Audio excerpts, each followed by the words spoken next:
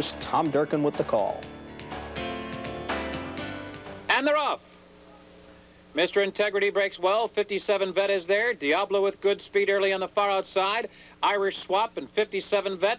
And leaving the chute, it's 57 Vet. Irish Swap is right there. Mr. Integrity mixing it up in between those two. Honest Ensign saving his forward position at the rail. He's racing fourth. Excellent Tipper is now fifth. Sultry Song 6. Private School is a close 70, just 3 lengths off the lead. And then it's Rubiano, the gray in between horses, 8th. Cracked Bell, pinned down inside 9th. Out of place, moving 10th. Diablo, 11th on the far outside. Sunshine Jimmy is in behind horses about 10 lengths from the front. Then Traskwood, Farewell Wave, and Sports View trails the field as Irish Swap and Honest Ensign go at it on the lead. Mr. Integrity sitting just off them. The quarter went in 22-3, and a sizzling half here in 44-4. It's Irish Swap and Honest Ensign. They're still slugging it out around the far turn. And now Gary Stevens makes his move 3 wide with Mr. Integrity. Private School is coming with a 4 wide rally as they approach the quarter pole. Sultry Song is right there just in behind the lead, racing 5th. Diablo only 3 lengths from the lead on the outside. Excellent Tipper is there toward the rail. Then Rubiano, and they're set down for the drive now. Mr. Integrity, Irish Swap, Honest Ensign toward the rail. Here comes Diablo, and he's charging hard on the outside. Out of place, desperately looking for room. Private School, here's Sultry Song, here's Rubiano, a wild finish in the NYRA mile. Sultry Song, Rubiano surges to the lead on the outside. Rubiano nails it in the last stride. It wasn't the Breeders' Cup, but it was an exciting race. Rubiano, I think, 10th coming into the stretch, swings out on Dos Santos, gets very lucky. Besides, it's a 15-horse field, not a straw in his path. He gets up. The natural miler, Rubiano, wins the NYRA mile under Santos. Scotty Schulhofer, the trainer. Sultry Song for Pat Kelly, beaten ahead, and Diablo was third, 133-3 for the mile. And up, the good old mile race. Kid Russell, Eddie Maple will be up. Take Me Out has Mike Smith. Now listen, Julie Crone. Shots are ringing, Diane Nelson. In Excess, 1 bar shoe has come off, but the other one is still on. Chris Antley's aboard. Dixie Brass, the 3-year-old with the lightweight. Pazua rides. Rubiano off a winning streak, big winning streaks, won 5 in a row. Santos is up. Jolie's Appeal, Craig Perrette. Honest Ensign, Samin. Pleasant Tap, Eddie Delahousie. The favorite is on the outside. It's Twilight Agenda, Chris McCarron. And they're off. Twilight Agenda breaks well on the outside. Dixie Brass and In Excess were both away alertly, and Dixie Brass is sent immediately to the lead. He gets the jump on him. He's out there now by 2. Take Me Out is now running second. Now listen third. In Excess is racing 4th. Twilight Agenda 5 wide 5th. On the inside, Kid Russell is 6th by 3. Honest Ensign racing 7th. Then it's Jolie's Appeal. Rubiano is now 9th in between horses. Shots are ringing down toward the inside, and the stretch running Pleasant Tap is 11th. He's about 11 lengths from the lead. It's Dixie Brass racing well off the rail, in front by a neck. Take Me Out, pressing him from the inside, and Chris McCarron has Twilight Agenda just off the lead, running in 3rd. Kid Russell is 4th, In Excess 5th. The quarter in 22-2, and a sparkling half mile here in 44 4/5 seconds as Dixie Brass continues to set a dramatic pace here, and he's full of run with 3 furlongs to go. It's Dixie Brass leading by 2. Take Me Out is second. Here comes In Excess now, and he's driving up on the outside, running in 3rd. Twilight Agenda is now dropped back 3 lengths from the lead. Then farther back, Rubiano, he's still about 9 lengths from the front as the field turns for home. And it is Dixie Brass determinedly holding on to the lead. In Excess is right at his throat, and Twilight Agenda is not done yet on the outside. Pleasant Tap is kicking in late, but there's less than a furlong to run. And it's Dixie Brass running a huge race again today. Dixie Brass is going to do it, and he's going to do it wire to wire. Pleasant Tap is up for second. In Excess is third. Twilight Agenda fourth. Michael Wattrell and Dennis Bryder had a few choices. Go down to Jersey, run in the Jersey Derby, or take the Withers winner, put him back in a mile, running against older horses. The weight said, try it here, baby. Off his 126 scale weight in the Withers, carrying a... The $100,000 7 furlong Tom Poole, looking to avenge his 8th place finish in the Met Mile, which snapped a 5-race win streak, is the gray New York mainstay, Rubiano, moving up from 5th under Julie Crone. Shining bid by a neck, Take Me Out, poised on the outside. Aeroton is 3rd. Rubiano's right there, in behind the lead. 4th as the field turns for home. Shining Bid, hand ride, short lead, Take Me Out driving. Rubiano ducks to the inside, and here he comes with his run, and they're coming down toward the final furlong, and Rubiano comes flying through on the rail. He takes a short lead. Take Me Out is battling with him as they come to the 16th hole. Shining Bid has faded to third, Aerotown fourth. Rubiano will do it. Rail skimming ride, Julie Crone. Rubiano rebounds from his Met Mile defeat to win the Tom Fool by a length over Take Me Out. The son of Papiano out of Benjinski, the second mare, Ruby Slippers, brought home a check of $70,920. The trainer is Scotty Schulhofer, and owner Centennial Farm. As Rubiano comes back to the cheers of the fans in New York, we'll look ahead to taking you to Canada when we come back. Take a look at Dance Smartly in the Canadian Maturity, next on the Budweiser Thoroughbred Digest. We will have some horses in the mutual field. Number 12, 13, and 14 coupled in the wagering as one betting interest in the mutual field for this Breeders' Cup Sprint. This is the all-out race, 6 furlongs for the purse of $1 million. And the capacity crowd here at Gulfstream awaiting the appearance of the horses on the track for the first Breeders' Cup race of the day. A packed house, as you see, in shirt sleeves with the 85-degree temperatures. Number 1 is Mr. Brooks, who is trained in England, winner in France his last start, ridden by maybe the greatest jockey of all time, Lester Piggott. He'll be 57 years old next month. It's no surprise that Mr. Brooks beats the opposition like a drum. Trainer Richard Hannon was formerly the drummer in the rock group The Trogs, you know, Wild Thing. Sired by Blazing Saddles, Mr. Brooks was named for that movie's star, Mel Brooks.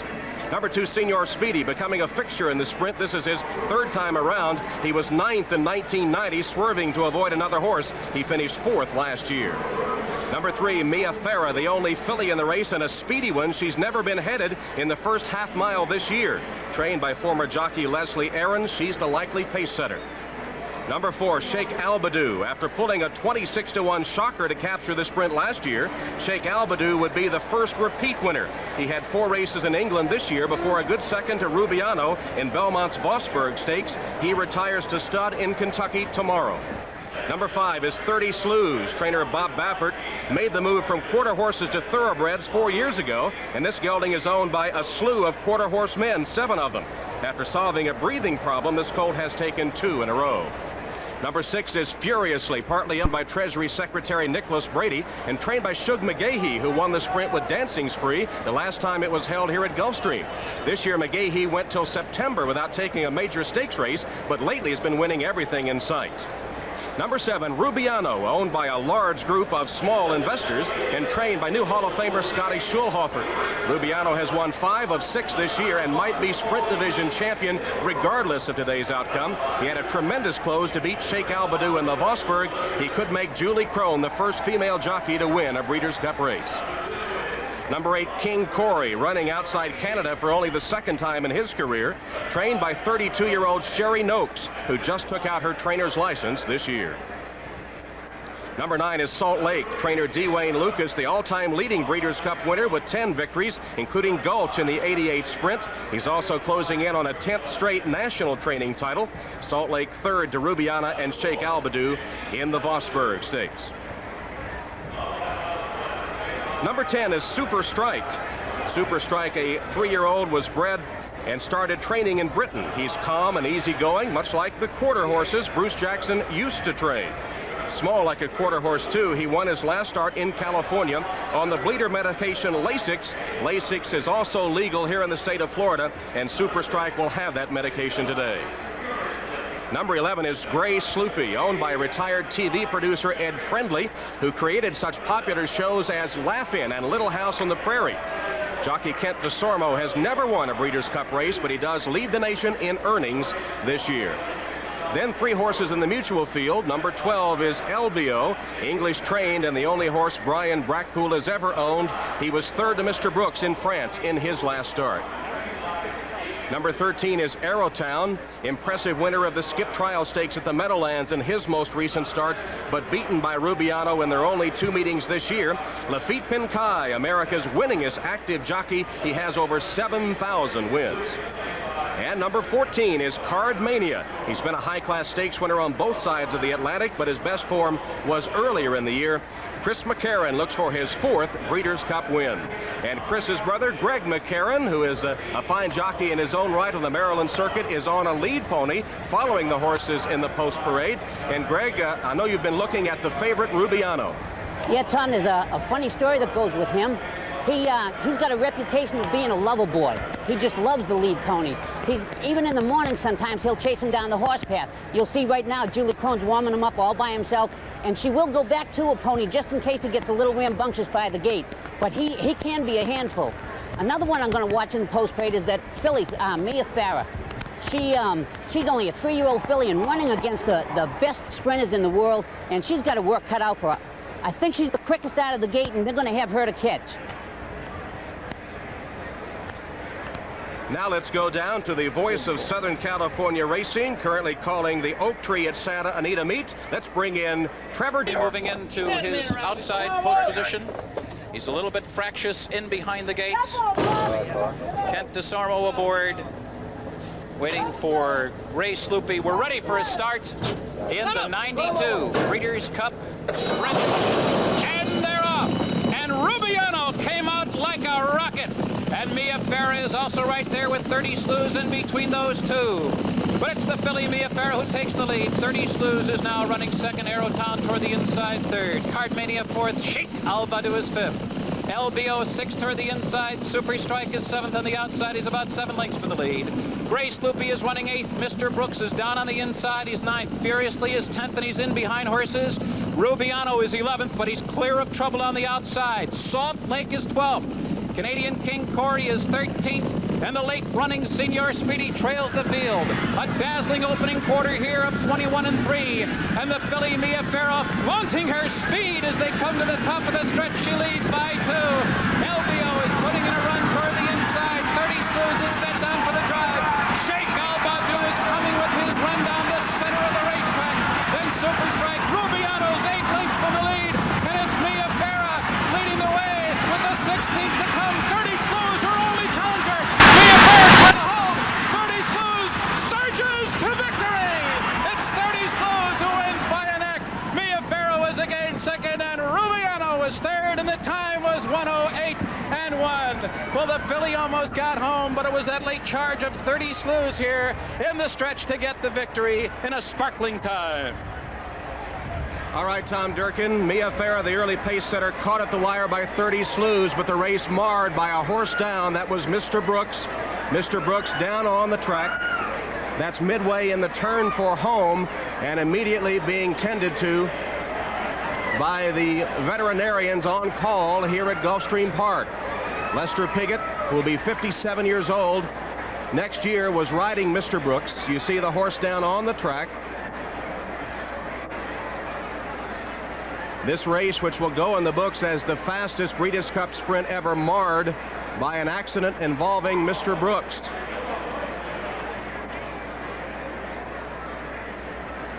You see that special equine ambulance coming alongside Mr. Brooks. One of the precautions and one of the newer developments since the tragedy that affected Gopher Wand at the Breeders' Cup in 1990. Lester Piggott still on the track. Lester Piggott, many consider him the greatest jockey in the history of thoroughbred racing.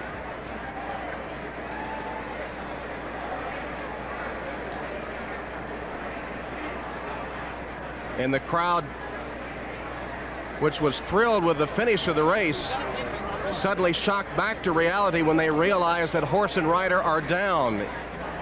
Midway through that turn, Lester Piggott being tended to by the paramedics, Mr. Brooks by the veterinarians.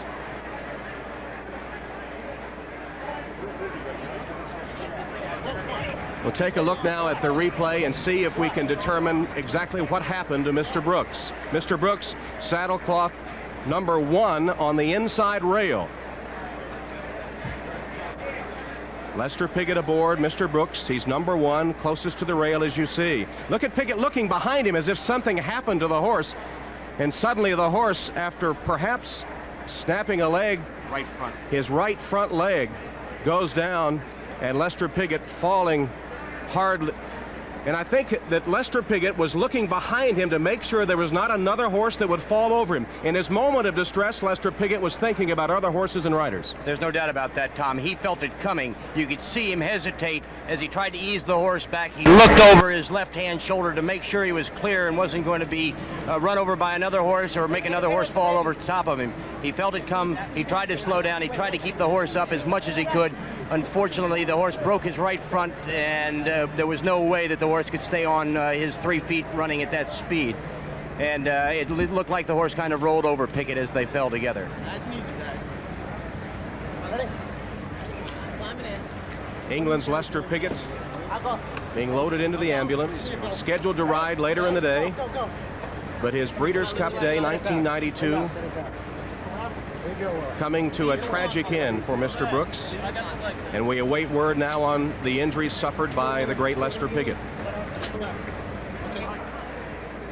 Standard procedure to immobilize a rider who has been injured in that way, and they'll load him into the ambulance.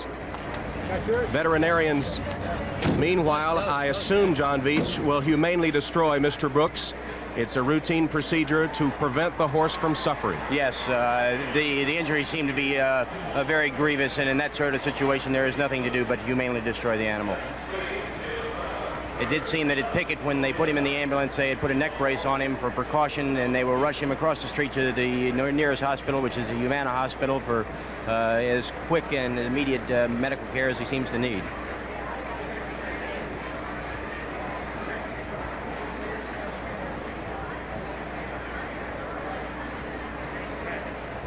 So as the horses for the next race make their way over, Lester Piggott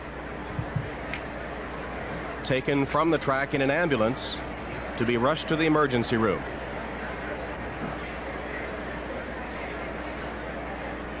So a brilliant opening race marred by a spill. Mr. Brooks humanely destroyed after snapping his right foreleg.